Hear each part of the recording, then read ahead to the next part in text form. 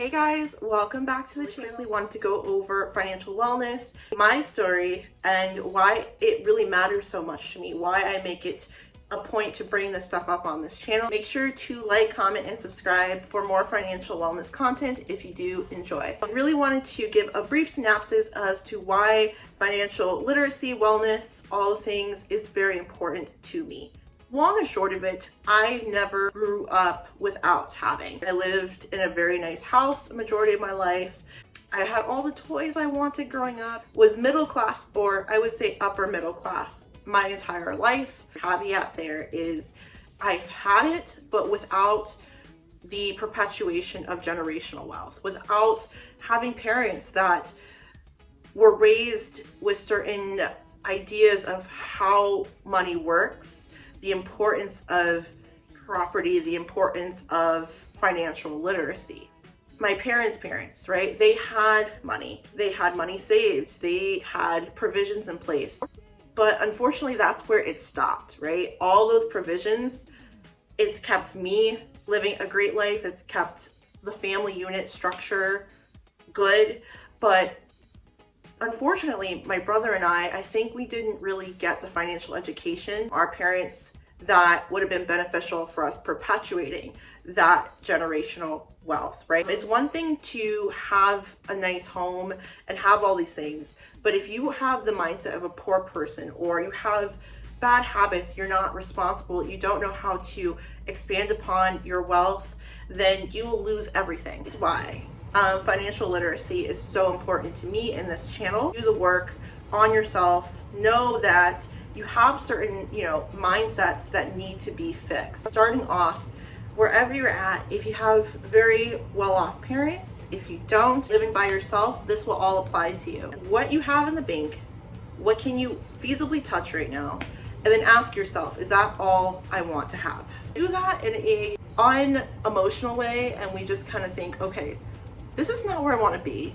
I could be doing better than this. How can I do better than this? Figuring out, okay, this is how I'm going to change my circumstances. You're already starting to think like someone with money. You're starting to enrich your mindset. Mindfulness. If you think poor, you will stay poor. Number two, if you do not have enough for an emergency fund, and I know this is very controversial, but as a millennial myself, I think there is this notion that you're here for such a short time, go on the trips, pay for, the expensive cars, the bags, and that's life. Life is so short. Do what you want to do. That is the most toxic advice, and it is so prevalent. I cannot believe it. Guys, I don't know who started saying this and people started believing it. Delaying that dopamine hit, it's very hard, especially since we're in such a clicky, swipe right, swipe left, instant gratification era right now. It's very, very, very, I think almost impossible for some people, especially millennials that are in their late 20s, almost 30, to do that, to delay that and to focus on the long game, then spending money that you technically really don't have, to play around with. I'm not saying don't live your life, but you have to get to a certain goal in your mind, in your pocket, before you start spending money erroneously, because the more you spend without earning and making and stacking up, then it's going to be impossible for you to get out of that hole. Life does happen, and you cannot depend on the government. You cannot depend on whatever president is in office, however it goes.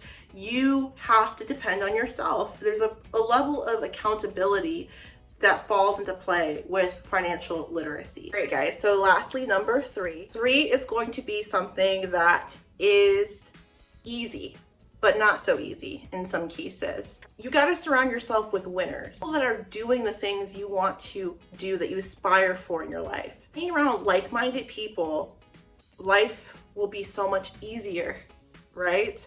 When you're hanging out with people who don't have the same goal, the same ambition, dreams, aspirations, are not going to make sense to them.